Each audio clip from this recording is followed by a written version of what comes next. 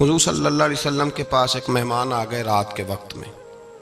جب وہ آئے تو حضور نے پوچھا کھانا کھانا ہے؟ تم نے کہا کھانا ہے. جھوٹ اور بھوک کو جمع کرنا منع ہے. کہا جی کھانا ہے. تو حضور صلی اللہ علیہ وسلم نے فرمایا ازواج مطہرات کے گھروں میں پتہ کرو کچھ ہے. حضرت ام سلمہ کے گھر میں پتہ کیا تو کہا یا رسول اللہ 4 دن سے روٹی نہیں پکی. حضرت زینب سے پوچھا تو کہا حضور کئی دن سے چولہا ہی نہیں جلایا. حضرت عائشہ صدیقہ، حضرت میمونہ، حضرت سودا، تمام گھروں سے بظاہر یہ 2 جہاں کے شاہ ہیں پر پاس کچھ رکھتے نہیں. 2 جہاں کی نعمتیں ہیں ان کے خالی ہاتھ میں. ہر چیز ہے پر فقر اختیاری ہے. کوئی شے نہ ملی تو نبی پاک صلی اللہ علیہ وسلم نے مسجد میں اعلان کیا، فرمایا کون ہے جو میرے مہمان کو روٹی کھلائے؟ ان لفظوں کا حسن کوئی حسن والا ہی سمجھ سکتا ہے. فرمایا کون ہے جو میرے مہمان کو کھانا کھلائے؟ تو ایک صحابی لے گئے اور اٹھے وہ صحابی جو صحابہ میں غریب تھے، ایک انصاری جو غریب آدمی تھے. بہت زیادہ امیر آدمی اللہ کی راہ میں خرچ نہیں کر پاتا، اس کے لیے مشکل ہو جاتا ہے. اس کے لیے بہت امیر آدمی جو ہوتا ہے نا، وہ جتنا زیادہ امیر ہوتا ہے نا اتنی دیوار اس کے گرد کھڑی ہو جاتی ہے پیسوں کی، مشکل ہو جاتا ہے اس کے لیے. غریب آدمی کھڑے ہوئے. اگرچہ میرے محبوب کے غلاموں میں جو بڑے امیر تھے وہ بھی خرچ کرنے میں بڑے آگے تھے. حضرت عثمان غنی رضی اللہ تعالیٰ عنہ، حضرت عبد الرحمن ابن عوف، حضرت ابو بکر صدیق رضی اللہ. لیکن یہ غریب آدمی کا حضور میں لے جاؤں گا، میں لے کے جاؤں گا. اور یہ بخاری مسلم ہے. حضور نے فرمایا لے جاؤ. وہ اب صحابی گھر لے گئے اور بیوی سے مشورہ کیا. بات پہ غور کرنا، ہر چیز کی بھوک دیکھی جا سکتی ہے، بچوں کی نہیں دیکھی جا سکتی. وہ انصاری حضور کے مہمان کو گھر لے گئے، جا کے بیوی سے مشورہ کیا. کہا بھلی مانس گھر میں کچھ ہے؟ تو اس نے کہا تھوڑا سا بچوں کے لیے کھانا رکھا ہے. بچوں کے لیے. بچے تو بزدل کر دیتے ہیں، بچے تو آدمی کو بزدل کر دیتے ہیں، بچے تو مار دیتے ہیں، کلیجہ پھٹ جاتا ہے بچہ بھوکا ہو تو، نیند ہی نہیں آتی. اب صحابی اپنی بیوی سے کیا کہتے ہیں؟ کہتے ہیں بچوں کو بہلا کے سلا دے. اور رسول اللہ کے لیے نہیں، رسول اللہ کے مہمان کے لیے. بھئی نبی پاک کے لیے نہیں، حضور کے. تجھ سے در در سے سگ اور سگ سے ہے مجھ کو نسبت. میری گردن میں بھی ہے دور کا پٹکا تیرا، تجھ سے در در سے سگ سگ سے ہے مجھ کو نسبت. لمبی بات ہے. کہ بچوں کو سلا دو. بی بی نے بچوں کو سلا دیا تو میاں بیوی کا مشورہ ہوا کہ مہمان کے ساتھ بیٹھ کے روٹی کھانا بھی سنت ہے. تو اب مہمان کے ساتھ بیٹھ کے کھانا بھی ہے تو کھانا ہے 1-2 آدمی کا. اب خاوند اپنی بیوی کو تیار کرتا ہے کہ میں بھی کھانے پہ بیٹھ جاؤں گا، تو بھی بیٹھ جانا. اور جب مہمان کھانے میں ہاتھ ڈال لے تو اٹھنا، کہنا او ہو دیا تو صحیح کیا ہی نہیں، ابھی بجھ جائے گا. اور جا کے دیا بجھا دینا. ہم ہاتھ ہلاتے رہیں گے، مہمان روٹی کھاتا رہے گا. اور یار اس درد کو، اس کیف کو سمجھو.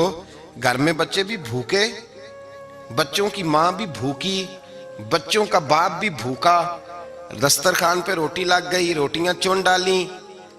بی بی اٹھی کہنے لگی او ہو چراغ تو صحیح کیا ہی نہیں، یہ تو بجھ جائے گا. حوصلے مند بی بی جس نے بچے بھوکے سلا دیے. وہ بھوکے سوئے ہوئے بچوں کی بھوکی اماں اٹھی اور اپنے خاوند کی تابع داری میں اٹھی. میں گڈی تے ہتھ ڈور سجن دے، وہ جنج رکھے اونج رہنا ہے. اٹھی اور اس نے نہ دیا ٹھیک کرنے کے بہانے بجھا دیا. مہمان روٹی کھاتا رہا اور رسول اللہ کے نوکر قربانی دیتے رہے. وہ روٹی کھا کے سیر ہو کے بستر بچھایا تو سو گیا. یہ میاں بیوی ساری رات بچوں کی طرف دیکھتے رہے اور غور کرتے رہے اور راضی رہے کہ ہم نے حضور کا فریضہ نبھایا ہے. قربان جاؤں محبوب پہ، بے خبر ہو جو غلاموں سے وہ آقا کیا ہے. وہ صحابہ وہ اگر قربانیاں دیتے تھے تو جو اعزاز ملتا تھا وہ بھی بڑا شان والا ہے. صحابی کہتے ہیں میں فجر کی نماز پڑھنے مسجد آیا، پہلا قدم رکھا تو میرے کریم بولے. حضور نے فرمایا رات جو تو نے اور تیری بیوی نے عمل کیا ہے خدا کو بھی بڑا پسند آیا ہے، محمد مصطفیٰ کو بھی بڑا پسند ہے. اور پھر ایک لفظ اور ہے حدیث میں، ایک روایت میں کچھ جملے اور بھی ہیں. حضور نے فرمایا جب تو اور تیری بیوی رات مہمان کے ساتھ ایثار کر رہے تھے نا تو عرش کا مالک تمہیں مسکرا مسکرا کے دیکھ رہا تھا. رب تمہیں دیکھ کے مسکرا رہا تھا، رب تمہیں دیکھ کے مسکرا، تر دامنی پہ شیخ ہماری نہ جائیے، ہم دامن نچوڑ دیں تو فرشتے وضو کریں۔ پر میں وہ مسکرا رہا تھا کہ میرے بندے میرے رسول کی رضا کے لیے کیا کر رہے ہیں۔ اور صاحب دیکھو، نبی پاک کے لیے نہیں، خاندان کے لیے نہیں، خاندان نبوت کے لیے نہیں، حضور کے نہ سمجھیں یار، اس پہلو کو سمجھیں، نبی پاک کے بریلی کے امام بول پڑے، فرمانے لگے تجھ سے در سے سگ سے ہے مجھ کو نسبت، تجھ سے در سے سگ کتے کو کہتے ہیں فارسی میں۔ فرماتے محبوب تیرا دروازہ اور دروازے پہ کتا اور کتے کے پاس میں بیٹھا ہوں، چلو کتے کے پاس تو بیٹھا ہوں نا، میری گردن میں بھی کوئی تو پٹکا آیا ہی ہے نا، تجھ سے در سے سگ اور سگ سے ہے مجھ کو نسبت، چلو میری گردن میں بھی ہے دور کا پٹکا تیرا۔ قرآن مجید بول اٹھا، رب کریم نے فرمایا حبیب یہ تیرے غلام وہ ہیں کہ وَيُقْصِرُونَ عَلَىٰ أَنفُسِهِمْ وَلَوْ كَانَ بِهِمْ خَصَاصَةٌ، فرمایا ان کا حال یہ ہے کہ جس چیز کی شدید حاجت ہوتی ہے وہ بھی اپنے بھائیوں پہ قربان کر دیتے ہیں، وہ دے دیتے ہیں تیرے نام پہ۔ جب مکے والے مدینے آئے انصار مدینہ تو میرے مصطفیٰ کریم نے فرمایا نہ تمہاری نسلیں ایک ہیں نہ قبیلے ایک ہیں، لیکن تمہارا نبی ایک ہے، تمہارا رسول ایک، خدا ایک، کتاب ایک، تمہارا میری وجہ سے رشتہ ہے، چلو اپنے بھائیوں کے ساتھ احسار کرو، چلو احسار کرو۔ اگر کسی کے 2 مکان تھے تو اس نے ایک اس کو دے دیا جو مکے سے آیا تھا، 2 باغ تھے تو ایک دے دیا، کسی کے پاس ایک تھا تو آدھا بانٹ کے دے دیا، ہر چیز تقسیم کر دی۔ حالات بدل جاتے ہیں، حالات بدل جاتے ہیں۔ تلک الایام نداولها بین الناس، اللہ لوگوں کے درمیان دن بدل دیتا ہے، حالات بدل گئے، بڑا مال غنیمت آیا، بنو نزیر کا علاقہ فتح ہوا تو میرے رسول پاک صلی اللہ تعالیٰ علیہ وسلم نے انصار مدینہ کو اکٹھا کیا، فرمایا بھئی مال اب بڑا آ گیا ہے، 2 باتیں، یہاں تو اس طرح کرتے ہیں کہ میں ان کو کہتا ہوں جو مکے سے آئے تھے کہ جتنی تمہاری جائیدادیں باغ انہوں نے لیے ہیں واپس کر دیتے ہیں تمہیں، اور جو مال آیا ہے وہ بھی تم میں سے آدھا آدھا دونوں کے درمیان بانٹ دیتے ہیں، یا جیسے تمہارا دل چاہے، تمہارے مال بھی واپس کرتے ہیں اور جو وہاں سے مال آیا وہ تمہارے بیچ بانٹ دیتے ہیں، یا اگر تم کہو تو یہ مال ان کو دے دیتے ہیں مہاجرین کو، اور تمہیں تمہارے مال واپس مل جاتے ہیں۔ حضور نے پوچھا انصار مدینہ سے، حضرت سعد بن معاذ، سعد بن عبادہ تڑپ کے کھڑے ہوئے، عرض کی محبوبہ میں تو ابو بکر کو جانتا ہی نہیں تھا، حضور مجھے کیا پتا عمر کون ہے، میں کیا جانوں عثمان غنی مولا علی کی عظمتوں کو، محبوبہ میں نے تو تجھے ان کی طرف مسکرا کے دیکھتے ہوئے دیکھا ہے، تیرا جلوہ دیکھا ہے، تجھ سے در سے سگ سے ہے مجھ کو نسبت۔ یا رسول اللہ صلی اللہ علیہ وسلم ہم سے مشورہ نہ کریں، آپ اس طرح کریں جو جائیدادیں ہم نے انہیں دی ہیں وہ بھی ان کے پاس رہنے دیں، اور جو مال آیا ہے وہ بھی ان میں تقسیم کر دیں، اس لیے کہ ہمیں تو بس اتنا پتہ ہے کہ یہ آپ کے غلام ہیں، آپ کے نوکر ہیں، ہمیں اس سے زیادہ کسی چیز کے کوئی غرض، بس آپ کے غلام ہے، بات ختم ہو گئی۔ حضور خاموش ہو گئے۔ صحابہ کہتے ہیں دیر کے بعد ہم نے کہا فیصلہ ہونا چاہیے، فیصلہ پتہ کیا ہوا؟ حضور نے ہاتھ اٹھائے، کہا اے اللہ میرے مدینے والوں پہ رحم فرما، اے اللہ میرے انصار پہ رحم فرما، اللہ ان کے جذبے قبول فرما۔ بھائی احسار والی زندگی وہ کیا بات ہوئی کہ میں نے بڑی قربانی دی ہے، اور جب تک تو قربانی نہیں دیتا تو قدر والا نہیں ہوتا۔ جو چیز قربانی سے حاصل ہوتی ہے اس کی قدر ہوتی ہے، جو چیز مفت میں آ جاتی ہے اس کی کوئی قدر نہیں ہوتی، کوئی قدر نہیں۔ میں اکثر سوچتا ہوں کہ حضرت خواجہ اجمیری کے خلیفے اجمیر میں بھی تو ہونے چاہیے تھے نا، لیکن ان کے خلیفے اجمیر میں نہیں ہوئے، دلی میں ہوئے۔ تو میں سوچتا ہوں دلی والوں کے خلیفے دلی میں ہونے چاہیے، لیکن دلی میں نہیں ہوئے، پاک پتن میں ہوئے، تو پاک پتن والوں کے یہاں ہو جاتے۔ وہ اس لیے کہ قربانی جو دیتا ہے نا، جو دور سے چل کے آتا ہے وہ قربانی کرتا ہے، قربانی دیتا ہے، اس کو قدر زیادہ ہوتی ہے۔ ہم نے کسی شے کے لیے کبھی قربانی نہیں دی، نہ دین کے لیے، نہ قرآن کے لیے، نہ مسجد کے لیے، نہ شیخ کے لیے، نہ طریقت کے لیے، قربانی تو ہے ہی نہیں۔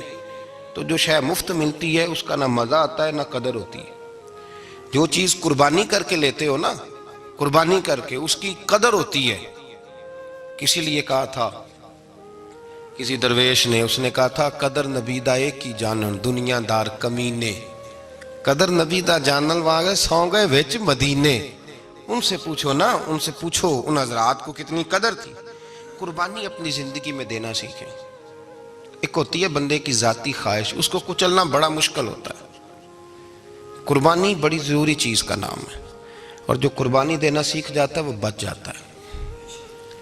کتیا 6 بچے جنم دیتی ہے لیکن قربانی نہیں نہ دیتی بچوں کی، تو ریوڑ نہیں بنتے، اجڑ نہیں بنتے. بکری 2 بچے پیدا کرتی ہے اور سال کے بعد ہزاروں بچوں، لاکھوں بچوں کی قربانی دیتی ہے، پر پھر بھی جدھر جاؤ بکرے ہی بکرے نظر آتے ہیں. جو قربانی دینا سیکھ جاتا ہے نا، یزید نے کوئی قربانی نہیں دی، اس لیے کوئی شخص بھی کھڑا ہو کے نہیں کہتا، حالانکہ 14-15 بیٹے تھے یزید کے، کوئی بھی کھڑا ہو کے نہیں کہتا میں اس کی نسل میں سے ہوں. امام حسین نے ساری قربانی دے دی. ایک زین العابدین بچے تھے، پوری دنیا میں اللہ نے سید عطا فرمائے ہوئے ہیں. جو قربانی دینا سیکھ جاتا ہے وہ بچ جاتا ہے. ہم نا قربانی کیا، ہمارے پاس تو اضافی شے ہے وہی دینے کو تیار نہیں. جب آپ تیار ہی نہیں تو سودا ہی نہیں کر، آپ نکلے ہی نہیں میدان میں، تو حاصل کیسے ہو؟ حصول تو تب ہوگا نا جب آپ کوئی انویسٹمنٹ کریں گے. تو آپ انویسٹ ہی نہیں کر رہے تو بھائی آپ نے پودا ہی نہیں لگایا تو پھل کیسے ملے؟ قربانی نہیں دی تو وہ درجہ کیسے ملے؟ اس کے لیے تو قربانی ضروری ہے. اب تمام صحابہ کی زندگی پڑھ لیں، حضرت ابو بکر سے لے کر حضرت بلال تک، یہ سارے قربانی والے ہیں. آپ تمام اولیاء کی صفت پڑھ لیں، حضرت غوث اعظم، جیلانی، داتا علی اجویری، خواجہ معین الدین، یہ سب قربانی والے لوگ ہیں. قربانی دیتے رہے تو بچے ہوئے ہیں. ان کے جو ساتھ تھے وہ بھی قربانیوں والے تھے. قربانی حصہ ہے طریقت کا، قربانی ضروری ہے. اور ہمارے صوفیاء تو کہتے ہیں جس شخص نے تصوف میں آ کے قربانی نہیں دی. بزرگوں کے پاس ایک شخص آیا، غالباً خواجہ نظام الدین محبوب الہی کی بات ہے، میرے ذہن میں نام پورا نہیں سما رہا. تو ایک مرید نے آ کے کہا حضور زکوٰۃ کتنی دینی ہے؟ فرمایا 2.5%. تھوڑی دیر کے بعد حضرت نصیر الدین چراغ دہلوی آ گئے، کہا حضور اللہ کے راستے میں کتنے دینے ہیں؟ فرمایا 50%. ایک ساتھی قریب بیٹھا تھا، اس نے کہا پہلے کے لیے 2.5% کا فتویٰ تھا، اس کو کہہ دیا دے دے. چند منٹ گزرے تو حضرت امیر خسرو بھی آ گئے، کہا حضور زکوٰۃ کتنی دینی ہے؟ فرمایا جو ہے سارا ہی لے آ، تیری 100% ہے. تو وہ ساتھی جو قریب بیٹھے تھے اس نے کہا بابا فتوے علیحدہ علیحدہ ہیں. فرمایا فتویٰ ایک ہی ہے، بندے علیحدہ علیحدہ ہے. فتویٰ ایک ہی ہے، مجھے پتہ ہے کون کتنے دے سکتا ہے. وہ جس کو میں نے 2.5% کہا ہے وہ بھی جا کے حساب کتاب کرے گا، اس نے 2.5 بھی پورا نہیں دینا. فرمایا جس امیر خسرو کو میں نے کہا نا سارا لے آ، اس کا دل کرے گا میں اپنا مکان بھی توڑ کے لے آؤں. میں نے فتویٰ ایک ہے، بندہ دیکھ کے بات کی ہے. بھائی قربانی نہیں ہے، اظہار ہی نہیں ہے، جذبہ ہی نہیں ہے، ہمارا مزاج ہی نہیں ہے. لیکن نا یہ اب ایک تو شریعت کی قربانی ہے نا، یہ تو اس پہ بھی لوگ بڑا سوچیں گے، اس پہ بھی لوگ بڑا سوچیں گے. فتوے پوچھتے پھریں گے کہ جی میرے اوپر تو ابھی میں نے تو 15,500 قرضہ دینا ہے، دوں کہ نہ دوں، کون سی دوں؟ فتوے پوچھیں گے. دینے کی دفعہ فتوے پوچھیں گے اور لینے کی دفعہ چھٹی، جو آتا ہے آنے دو. کبھی لینے کی دفعہ بھی فتویٰ پوچھنا صاحب کہ یہ مجھے اتنا مال آ رہا لے لوں کہ نہ لوں. وہ لے لیا، قابو کر لیا. جب دینے کی باری آئی تو فتویٰ احصار کریں. اور احصار صفت ہے مسلمان کی، یہ احصار کرنے لگتا ہے تو بچنے لگ جاتا ہے، اس کا فائدہ ہونے لگ جاتا ہے. قربانی دینے لگ جاتا ہے تو بچ جاتا ہے. کسی نے کہا تھا سن اے مسلمان، یہ نکتہ فیض قرآنی میں ہے، عظمت و اسلام اور مسلم صرف قربانی میں ہے. اگر تو جینا چاہتا ہے تو قربان ہو، اپنے مزاج میں قربانی. اور ایک عیسائی اسکالر تھا امریکہ کا، صرف ایک حدیث پڑھ کے مسلمان ہو گیا، کلمہ ہی پڑھ گیا. حدیث کیا ہے؟ جنگ یرموک ہے. تو 7 صحابہ زخمی ہیں، چور چور زخموں سے لیٹے ہوئے ہیں، گرمی بڑی شدید ہے. العطش العطش، پیاس پیاس پیاس پکارے ایک صحابی. ایک آدمی دوڑا دوڑا آیا، پانی کا برتن ہاتھ میں ہے، اس کے منہ کے قریب پانی کیا تو قریب ایک اور زخمی نے کہا میں بھی پیاسا ہوں. زخموں سے چور چور شخص نے، میدان میں پڑے ہوئے آدمی نے کہا یار پہلے اسے پلا دو، وہ زیادہ پیاسا ہے. وہ کہتا ہے میں جب اس کے پاس گیا، اس کو پانی دینے لگا تو ایک آدمی قریب سے اور بولا یار میرے تو زبان پہ زخم ہے، دوڑ کے آؤ، بڑی پیاس ہے۔ کہتا میں نے پانی کا کٹورا اس کے قریب جو کیا تو چوتھا بول پڑا۔ میں اس نے کہا ادھر لے جاؤ یار، میرا گزارا ہو جائے گا، کام چل جائے گا۔ وہ کہتا پانچواں بول پڑا تو چوتھے نے انکار کر دیا، میں نہیں پیوں گا، پہلے اس کے پاس لے جاؤ۔ کہتا حد ہو گئی۔ ساتویں تک میں آیا، اور جب میں ساتویں تک آیا تو پہلے نے پھر چیخ ماری۔ تو فرماتے ہیں وہ ساتواں کہنے لگا نہیں ادھر لے جا یار، اس کو پیاس زیادہ لگی ہوئی ہے۔ کہتے ہیں جب میں اس تک گیا تو وہ جام شہادت نوش کر چکا تھا۔ پلٹ کے دوسرے کے پاس آیا تو وہ بھی فوت ہو گیا۔ تیسرے کے پاس آیا تو وہ بھی رب کریم کی بارگاہ ناز میں حاضر ہو گیا۔ ساتوں شہید ہو گئے۔ تو پانی کا کٹورا میرے ہاتھ میں رہا۔ میں کبھی آسمان دیکھتا، کبھی زمین دیکھتا، کبھی پانی دیکھتا، کبھی میں ان 7 شہیدوں کے چہرے دیکھتا۔ پھر دل میں خیال آیا یہ تو گردنیں کاٹنے والے تھے، یہ تو ایک دوسرے کو قتل کرنے والے تھے، یہ تو خون پینے والے تھے۔ آج یہ سارے اس لیے کر رہے ہیں کہ سارے محمد عربی کے غلام بن گئے، رسول اللہ صلی اللہ علیہ وسلم کے نوکر بن گئے۔ وہ کہتا میں نے حدیث پڑھی تو میں مسلمان ہو گیا۔ میں نے کہا یہ جذبے دنیا دار بندہ پیدا نہیں کر سکتا، یہ جس نے جذبہ پیدا کیا ہے وہ اللہ کا سچا رسول ہے۔ میرے بھائی اظہار کا مزاج پیدا کریں۔ قربانی تو نہیں رہی معاشرے میں، اظہار ہی تو نہیں ہے۔ ہم روایتیں پڑھتے ہیں، سنتے ہیں، لیکن آپ یقین کریں پنکھے کے نیچے مسجد میں کوئی دوسرے کو جگہ دینے کو تیار نہیں۔ پھر پنکھا ہے نا چل رہا ہے تو کوشش ہے کہ مجھے عین اس جگہ ملے جہاں پنکھا چل رہا ہے۔ اتنا بھی اظہار کرنے کو لوگ تیار نہیں، اتنا بھی۔ اور درجے بڑے بڑے لینے چاہتے ہیں، بڑے بڑے درجے۔ وہ ہمارے پاس لوگ آتے ہیں، 2-4 لفظ لکھے ہوتے ہیں نا نام کے ساتھ، کوئی علامہ لکھ دیتا ہے، کوئی پیر صاحب لکھ دیتا ہے، تو لوگ بڑی باتیں پوچھ لیتے ہیں۔ کئی دفعہ آ کے پوچھتے ہیں میرا زیارت کرنے کو دل کرتا ہے۔ میں کہتا ہوں یار تو نے آخری سیڑھی پہ پیر رکھ دیا ہے، بالکل آخری پہ۔ دل تو تیرا جس چیز کو کرے گا تو وہ کرنے لگ جائے گا۔ پہلے شروع تو حضرت جنید بغدادی رحمت اللہ تعالی علیہ، وہ دریا کنارے کھڑے تھے تو آپ دریا کے اندر پیر رکھا آگے جانے کے لیے۔ یہ اعلیٰ حضرت نے لکھا ہے واقعہ ملفوظات شریف میں۔ دریا پار کرنے کے لیے پیر رکھا تو ایک شخص کہنے لگا حضور مجھے بھی ساتھ لے لیں۔ آپ نے فرمایا میں دریا پار کروں گا تو اس طرح کرنا، میرا کرتا پکڑ لے اور یا جنید یا جنید کہنا شروع کر دے۔ یا جنید یا جنید، اس پہ فتویٰ بھی لگ جاتا ہے، پر کیا کرے، اب مسئلہ تو صحیح ہے نا۔ تو پیر میرا پیچھے سے کرتا پکڑ لے اور یا جنید کہہ، وہ کہتا ہے پیر رکھا نا حضرت نے پانی میں تو میں بھی پیچھے۔ تو حضرت جنید بغدادی کیا کہتے ہیں یا رحمان یا اللہ، یا رحمان یا اللہ، وہ خود یہ پڑھ رہے ہیں اور مجھے لگایا یا جنید پہ۔ کہتے ہیں دریا میں وہ بھی چلنے لگے تو میں بھی، یوں لگا جیسے پکے فرش پہ چل رہے ہیں۔ کہتے ہیں تھوڑا سا گزرا تو میں نے کہا بابا خود یا رحمان یا اللہ کہہ رہا ہے اور مجھے یا جنید پہ لگایا ہوا ہے، تو چلو میں بھی یا رحمان یا اللہ پڑھتا ہوں۔ کہتے ہیں میں نے یا رحمان یا اللہ کہا تو میں ڈوبنے لگ گیا، دریا میں ڈوبنے لگا۔ تو حضرت فرمانے لگے تجھے کہا نا یا جنید کہہ، کہتے پھر یا جنید کا تو پھر اوپر آ گیا۔ تھوڑا اور جا کے اب شیطان باز تو آتا نہیں، الذی یوسوس فی صدور الناس، یہ جاتا تو دل تک ہے نا، باز تو آتا نہیں۔ دن میں 36 دفعہ تو مشورہ دیتا ہے کہ سیدھی نماز پڑھو، یہ کس چکر میں لگ گئے، روز تو تقریر کرتا ہے۔ کہتا پھر دل میں وسوسہ آیا تو پھر میں نے جا کے کہا کہ یہ مجھے خود یا رحمان یا اللہ اور میں یا جنید۔ پھر میں نے کہا یا رحمان یا اللہ تو پھر ڈوبنے لگا۔ کہتے ہیں بابے نے پکڑ کے نکالا، کہا چپ کر کے یا جنید کہہ اگر پار جانا ہے تو، یا جنید کہہ۔ کہتے کنارہ آ گیا تو میرے دل میں خود ہی تھی، وسوسہ تھا کہ بابا تو یا رحمان یا اللہ کہے تو ترے، میں کہوں تو ڈوبے۔ میرے دل میں وسوسہ تھا۔ اللہ والے ادھار تو رکھتے ہی نہیں نا، جو بات دل میں آتی ہے وہ بیان پہلے کر دیتے ہیں، ادھار تو ہے ہی نہیں ان کے ہاں۔ وہ تو کہتے ہیں تجھے بولنے کی گنجائش ہی نہیں دیں گے، تیرے سوال دل میں ہوگا جواب ہماری زبان پہ ہوگا۔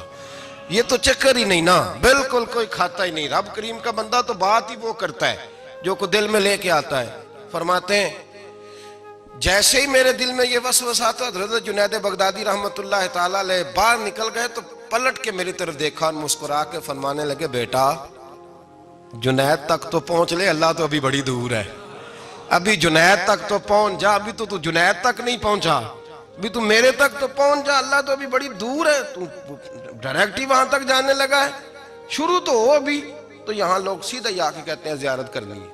مجھے ایک صاحب کہنے لگے جی میں نے ایک پیر صاحب کے بارے میں سنا ہے ان کی بیعت ہوتے ہی بندے کو نبی پاک کا دیدار ہو جاتا ہے۔